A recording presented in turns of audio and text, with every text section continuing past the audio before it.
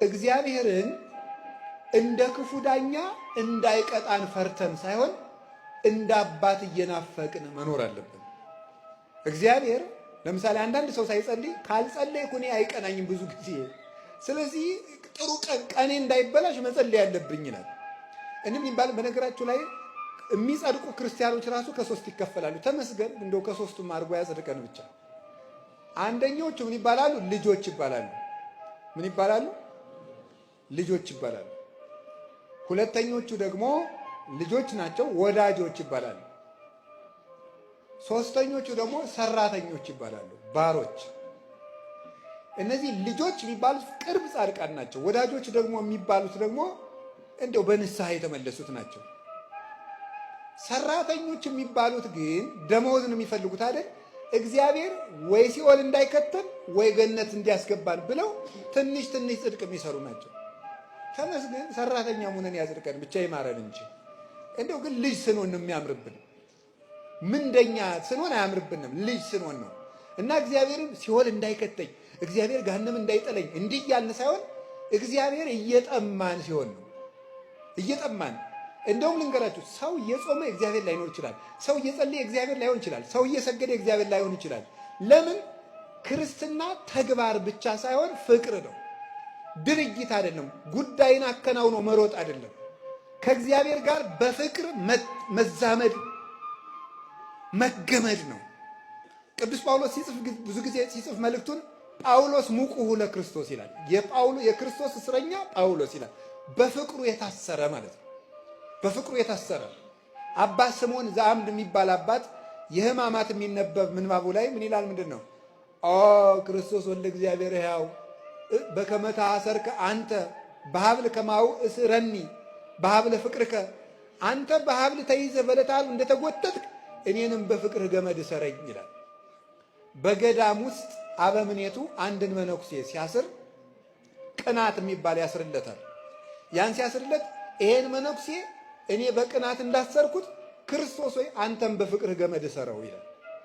ስለዚህ ክርስትና ወይም ሃይማኖት እግዚአብሔርን መጣማት ነው እንጂ እግዚአብሔርን እንደ ክፉ ዳኛ እንደ ጨካኝ ንጉሥ እየተንቀለቀልን የምንፈራው ፍቅሩን እንዳናጣ ነው እንጂ ጨካኝ ስለሆነ አይደለም።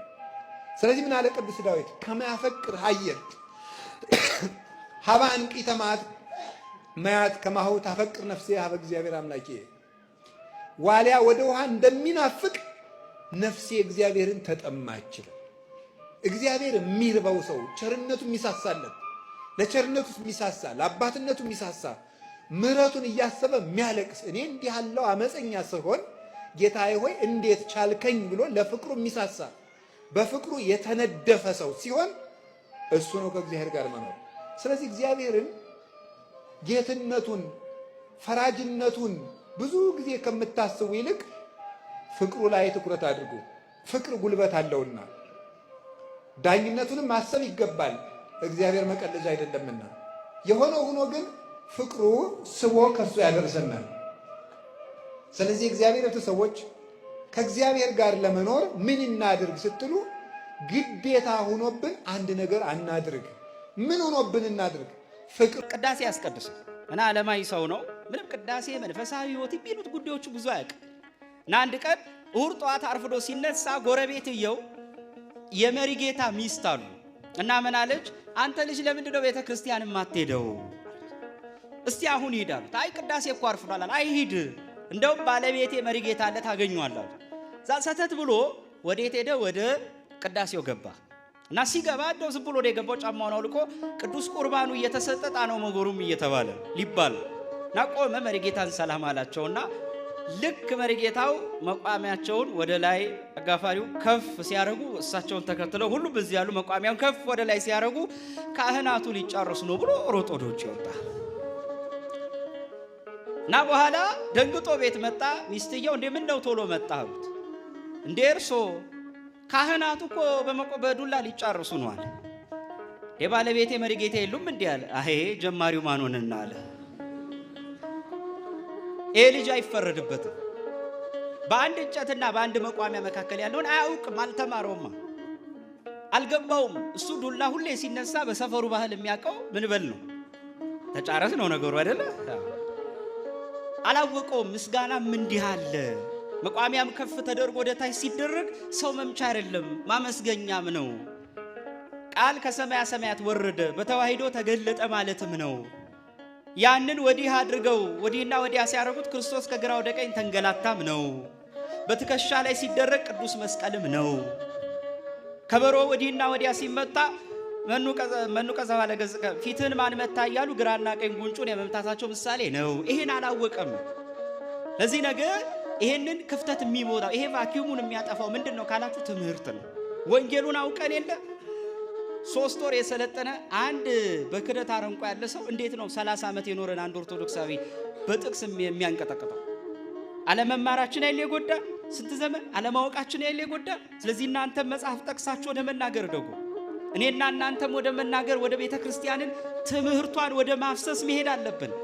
በሐሳብ ላይ ያለ ሐሳብ እንደሚሮጡት አንሄድም ማለት ሚዛናችሁ የትኛውም ህይወት ላይ ኦርቶዶክሳዊነት አድርጉት ባካችሁ። ልብስን ገላን አራቁቶ መሄድ ኃጢአት ነው፣ የተከለከለ ነው። ለምሳሌ የሴቶች ቀሚስ ብትሄዱ እስራኤል ብትሄዱ ሴቶቹን ብታዩአቸው ከባታቸው በላይ የሆነ ቀሚስ አያደርጉም። ባት ታውቃላችሁ አይደል? መቼም አሁን የፈረንጅ ባህል ነው ከባት ወደ ላይ ቁምጣ አከል የመጣ እንጂ ከባት ወደ ላይ ቀሚስ። አሁን በዘመናዊነት ከሆነ እስራኤሎች ዘመናዊያን ናቸው። እኔ እንዲያውም አውሮፓ መጀመሪያ የሄድኩ ጊዜ የዛሬ 15 ዓመት አንትወርፕ የምትባል ቤልጂየም ውስጥ ያለች ከተማ አለች። ኦልሞስት ጁ ሲቲ ናት ማለት ይቻላል። የአይሁዶች ከተማ ናት። በበጋና ሄድኩት። ሴቶቹ በሙሉ አንድ አይነት በቃ ቀሚስ። እኔ አገር ቤት ገጠር የገባው ነበር የሚመስለኝ ሳያቸው። 2000 ዓመት በአውሮፓ ኖረው የቀሚስ ባህላቸውን የማይቀይሩት ከሃይማኖቱ የመነጨ ስለሆነ ነው። እየሰማችሁ ነው ክርስቲያኖች?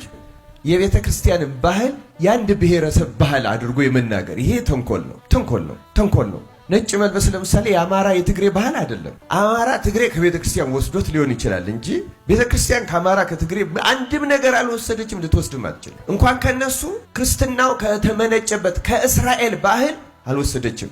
ከመጽሐፍ ቅዱሱ ግን ወስዳለች። እስራኤልም ከመጽሐፍ ቅዱስ ወስደዋል፣ እኛም ከመጽሐፍ ቅዱስ ይወሰድነዋል። እና አሁን ለምሳሌ ይሄ አለባበሳችን ከምን ይገናኛል ብትሉ ከምጭምታ ከመታዘዝ በእግዚአብሔር ፊት ትሁት ሆኖ ከመቅረብ ጋር የተገናኘ ነው። እና ዝም ብሎ ባህሉ እግዚአብሔር ራሱ እንደዚህ አይነት አለባበስ ስለሚያምረው አይደለም ይሄን ያደረገልን። ክርስቲያኖች የመጽሐፍ ቅዱስ ባህል ነው ስለምንል እግዚአብሔር እንዲህ አይነት አለባበስ ስለሚያምረው አይደለም። ልብስን ገላን አራቁቶ መሄድ ኃጢአት ነው፣ የተከለከለ ነው። ከዚያ ውጭ ግን ነባር ባህል እንዲሁ ሲለወጥ አሁን ለምሳሌ እኛ አሁን ባህል ያድጋል፣ ይለወጣል፣ ይሞታል የሚለው እንዲሁ አንድ የሚያስቀኝ ታሪክ አለ። እዚህ አፄ ኃይለ ሥላሴ ራስ ተፈሪ እየተባሉ ገና አፄ ሳይሆኑ አልጋ ወራሽ በነበሩበት ጊዜ ንግስት ዘውዲቱ ንግስት ሆነው እሳቸው አልጋ ወራሽ ሆነው ለመጀመሪያ አውሮፓ ሄዱ። የዛ ጊዜ ነው ይሄማ ባህላችን ሊለውጥ ነው ብሎ ሚኒስትሮች ምክር ቤት ተሰብስቧል። ጃንሆይ ጉዳይ አድርጎ እንዴት ሱሪና ኮት አደረጉ ተብሎ ማለት ነው። አሁን ይሄ እውነት ይመስላችኋል? እንግዲህ ከ60 ከ70 ዓመት በፊት ማለት አሁን ተለውጧል ማለት ነው አለባበሳችን። እንደዚህ አይነት ሱሪ አልነበረም ከ70 ዓመት በፊት። ምናልባት የዛ ጊዜ ተምረው የመጡ አንዳንድ ሰዎች ጀምረውት ይሆን እንደው እንጂ በቤተ መንግስት ጀማሪው አፄ ኃይለ ሥላሴ ስለነበሩ የምኒልክ ወራሾች ሚኒስትሮች ቁጭ ብለው ሚኒስትሮች ምክር ቤት ይገርመኛል ሁልጊዜ እንዴት ሱሪና ኮት ይለብሳል ተብሎ ተሰብስቦ ያውቃል። ክርስቲያኑ ግን ይለወጣል ባህል። ቤተ ክርስቲያን ግን ያንን ጉዳዩ አይደለም። ምክንያቱም አካልህ ይሸፈን እንጂ ሳሪያን ሱፍ ሆነ ቦላሌ እንደዚህ ሆነ ቤሉ ሰፋ ጠበበ ብቻ ግን ሃይማኖትን የሚያራክስና ወደ ሌላ የሃይማኖት መገለጫ የሚወስደውን ትቃወማለች ሁልጊዜም። ከወደኩበት ተነስቼ ያየኝን አምላክ ባይኔ አይቼ ይከብዳል ደመናው ጨለማው ሕይወቴ ጨቀየ ዳገት ነው። እጄን ያዥኝና ልሻገር አይወድቅም ካንቺ ጋር የሚኖር አይወድቅም ካንቺ ጋር የሚኖር አንቺ ብትቆሚ ጎኔ ድሉ ይሆናል የኔ ሕይወት ብርቱ ሰልፍ ናት ምልጃሽ እንዳይለያት። እግዚአብሔርን የነገ ቀጠሯችን አናድርገው ክርስቲያኖች። እግዚአብሔር የዛሬውም የነገውም የከነገ ወዲያውም የሁል ጊዜም መጀመሪያም የመጨረሻ ምርጫችን ነው። ከአማራጮቻችን መካከል አንዱ አይደለም አምላካችን። በፍጹም ሊሆንም አይችልም። ከምን ጋር እናወዳድረዋለን? እንደው ልንሰጠው የምንችለው ምንም ነገር ባይኖርን ክርስቲያኖች ንጹህ ልብ ለእግዚአብሔር ይዘንለት እንምጣ። መዝሙር 50 ላይ ልበ አምላክ ቅዱስ ዳዊት ይሄን ያለ የሚለው መስዋዕትንስ ብትወድ በሰጠሁ ነበር፣ ግን የሚቃጠለው መስዋዕት አንተን ደስ አያሰኝም። ለእግዚአብሔር መስዋዕቱ የተሰበረ ምንድነው አለ? ልብ ነው አለ። ከዚህ ሥርዓተ አምልኮ ልንፈጽምበት ከተሰበሰብንበት ቤተ መቅደስ በላይ የኔና የናንተን ሰውነት ነው የሚፈልገው ክርስቶስ። እሱን ነው የሚፈልገው። አብዛኞቻችን ለዛ ነው የደከምነው እኮ። ለቤተ መቅደሱ የሚያስፈልገውን ነገር ከማሟላት ወደ ኋላ አይደለንም። ስጡ ስንባል እንሰጣለን፣ አርጉ ስንባል እናረጋለን። ጥሩ ነው፣ አሁንም አናቁም። ቤቱ ቤታችን ነው፣ መስጠት ያለብንን እንስጥ። ስትሰጡ ግን ራሳችሁንም አትርሱት። ስታደርጉ ግን እግዚአብሔር አምላክ እናንተንም እንደሚፈልጋችሁ አትዘንጉት። ለእግዚአብሔር ከምናመጣለት ብዙ መስዋዕት ይልቅ እኛው ራሳችንን እንበልጣለን። አፍርሶ ሊሰራን ይፈልጋል እግዚአብሔር። ክርስቲያኖች አለመቸኮል፣ ደጋግሞ ማየት። ችኩልነት አገር ያጠፋል። መታገስ መልካም ነው። ለምሳሌ ሁላችሁ መታገስ ብዙ አይነት ነው። ለምሳሌ አንድ ችግር ተሸክመነው ኑረን መፍትሄ በምናገኝበት ቀን የማይረባ ውሳኔ ልንወስን እንችላለን። እስከ መጨረሻው መጽናት ነው። ትዕግስትን ያዘወተረ ሰው ይድናል ይላል ማቴዎስ 24 ቁጥር 14 ላይ። ትዕግስትን ያዘወተረ ሰው ሁል ጊዜ ያደረጋት። ለምሳሌ ሐራ ሰማይ የሚባሉ ነበሩ፣ በረዶ ውስጥ ተጥለው የተሰቃዩ ሰማዕታት። 35ኛው ቀን ላይ በ40ኛው ቀን አክሊል ሊወርድላቸው ነበር። 35ኛው ቀን ላይ አሕዛብ ደው ምን አደረጉ? እሳት አነደዱ። አንዱ ከ40ው ሰማዕታት አንዱ በረዶ ውስጥ ጥለው ክርስቶስን ካዱ እያሏቸው ነው። 35 ቀን ከረሙ አንክድም ብለው። አንደኛው ምን አደረገ? እሳት ሲያነዱ ባካችሁ እሳት አሙቁኝ አላቸው። ምን አሉት? ካድና ሙቅ አሉት። ክጃለሁ አለና ወጣ። በ5ኛው ቀን አክሊል ወረደ። 39ኙን እነዚያ ሙተው ሲቀበሏቸው የእሱ አክሊል ተንጠልጥላ ቀረች። ከነዚያ ከእሳት ማውቂዎች አንዱ አያትና እኔ በዚያ ሰው ሃይማኖት ገብቻለሁ ብሎ በረዶ ሲገባ እሱ ተቀዳጃት። ለፍተን አክሊል በምናገኝበት ቀን እንወጣለን። ያ እንዳይሆን እስከ መጨረሻው ድረስ የእግዚአብሔር በተለይ ሃይማኖታዊ ውጤቶችን እስከ መጨረሻው መጠበቅ ነው።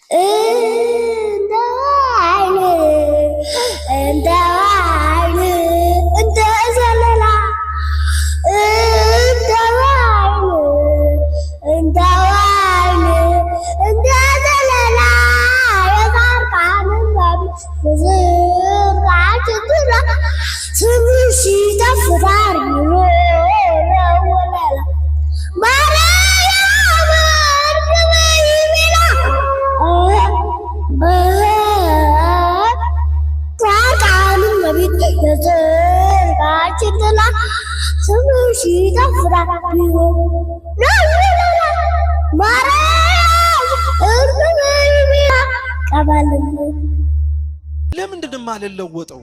ለምንድነው በመሰማው ቃል እግዚአብሔር በመዘምረው መዝሙር ስሜታዊ ሆኜ አለቅሳለሁ? ቃሉ ነዶኝ እኮ ውስጤ ከዚች በኋላችን ነገር አላረግም ብዬ እምላለሁ፣ ገዘታለሁ፣ ደሞ መልሼ እዛው ገኝበታለሁ። ለምንድነው በመሰማው ቃል እግዚአብሔር ለምንድነው በማደምጠው ትምህርት ልስተካከልና እንደ አምናው እንደ ካቻምናው እንዳልሆን ማረግ የሚጠበቅብኝ ብትሉ መልሱ ሁለት ነው። አንደኛው ሰው ለምን በቃለ እግዚአብሔር ልለወጥ አልቻልኩም ብሎ ሲጠይቅ ለራሱ መጠየቅ ያለበት መቼ ነው መጨረሻ የቆረብከው ተብሎ። መቼ ነው መጨረሻ የቆረባችሁት? መቼ ነው የሰማችሁትን ቃል የበላችሁት?